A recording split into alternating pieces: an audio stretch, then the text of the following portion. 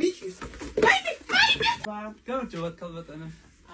75 ლარებში გაგთხოვნეთ თქვენ სხვათა შორის წლიური ფასდაკლება გქონდა 75 ლარებში ესე. ოჯახი აქ ვყიდულობთ. აი ესეთი გამეტებულები ვართ ჩვენ. და რა უნდა გითხოთ ახლა სააღდგომო ფასდაკლება არ გაქვთ.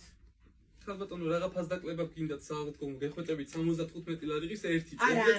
არა იცით რა არის მე მესმის ვარ ახლა თქვენი ხშირი კლიენტი ვარ.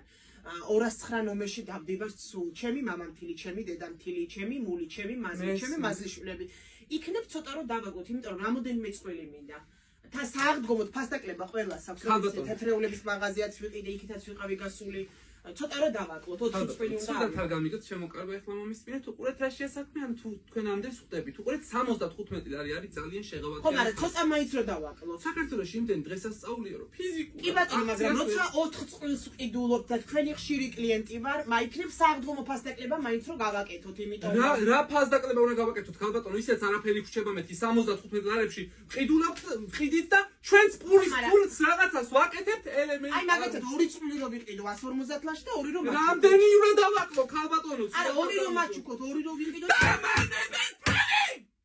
რა იყო გენაცვალი რა არის ხა რა დამოკიდებულებაა გადი არა რატო გადი აქ არა რატო ხელით არ შემეხოთ რატო 2 წელს ვერ მაჩუქებთ ნახე მე ციტულად მიჭვის აი